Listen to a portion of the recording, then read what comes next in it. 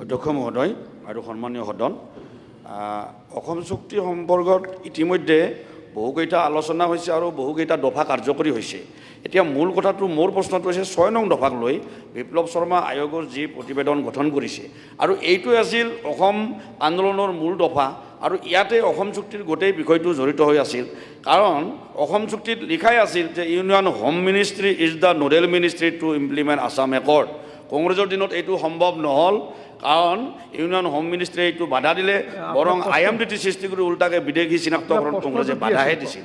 মোৰ প্ৰশ্নটো এইটো, আমাৰ মন্ত্ৰী মহোদয়ে উত্তৰ দিছে যে বিপ্লৱ শৰ্মা আয়োগৰ 67টা পৰামৰ্শৰ ভিতৰত 52টা আমাৰ চৰকাৰে কাৰ্যকৰী কৰিব।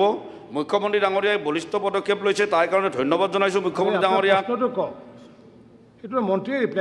মই মন্ত্ৰী মহোদয়ৰ পৰা এটা কথা জানিব বিচাৰিছোঁ অধ্যক্ষ মহোদয়, যে এই 52টা পৰামৰ্শ কাৰ্যকৰী কৰাৰ ক্ষেত্ৰত কিবা নিৰ্দিষ্ট টাইম ফ্ৰেম বান্ধন কৰিছে নেকি?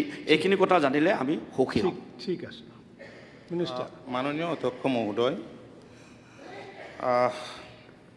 মই ধৰ্মেশ্বৰ ৰয় ডাঙৰীয়াক মই ধন্যবাদ জনাইছোঁ। আমি যিমান ফাষ্ট এই কামখিনি কৰিব পাৰোঁ, এটা সুবিধা অসমৰ জনসাধাৰণে দিছে।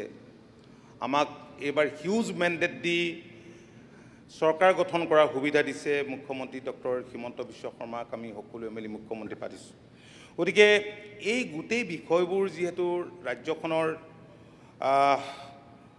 সুৰক্ষিত ভৱিষ্যতৰ লগত জড়িত, গতিকে আমি প্ৰতিটো ৰিকমেণ্ডেশ্যনকে আমি গুৰুত্ব সহকাৰে লৈ এইখিনি কম সময়ৰ ভিতৰতে যিমান সোনকালে পাৰি আমি ৰূপায়ণ কৰিবৰ কাৰণে আমি চেষ্টা কৰিম। ইতিমধ্যে মাননীয় অধ্যক্ষ মহোদয়, আপোনালোকে জানে যে ৰাজ্যখনত শ্ৰীমন্ত শংকৰদেৱ কলাক্ষেত্ৰ হ'ল, জ্যোতি চিত্ৰবন হ'ল, সত্ৰসমূহ সুৰক্ষিত কৰিবৰ কাৰণে খুব তৎপৰতাৰে উচ্ছেদ হৈছে। মৈদাম, আনন্দৰাম বৰুৱা ইনষ্টিটিউট, অট'নমাছ কাউন্সিলবিলাক হৈছে, চেণ্ট্ৰেল ইউনিভাৰ্চিটি হৈছে, IIT হৈছে। 860গৰাকী শ্বহীদ হৈছিল, যদিও ৰাজ্যখনৰ বিভিন্ন ঠাইত অসম আন্দোলনৰ পাছত জাতীয় সংগঠনে বা আন্দোলনকাৰী যিবিলাক অংশীদাৰ আছিল সেইসকলে শ্বহীদ বেদী গঠন কৰিছিল। কিন্তু সকলোৱে ভাবিছিল যে সকলোকে লৈ এটা ডাঙৰকৈ সকলোৰে স্মৃতি সুৰক্ষিত কৰিবৰ কাৰণে, নতুন প্ৰজন্মই যাতে জাতিৰ কাৰণে উৎসৰ্গা কৰিবলৈ সুবিধা পায়, তাৰ কাৰণে এখন শ্বহীদ স্মাৰক উদ্যান হ'ব লাগে। সেয়া নিৰ্মাণ হৈ উঠিল।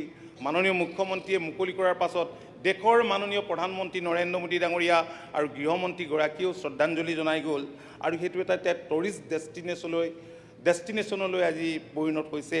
IIT হ'ল, NRL হ'ল, গেছ ক্ৰেকাৰ হ'ল, বগীবিল হ'ল, জুট মিল ৰিঅ'পেন হ'ল, আজি ছেমি কণ্ডাক্টৰৰ দৰে ইণ্ডাষ্ট্ৰী। মূল কথাকেইটা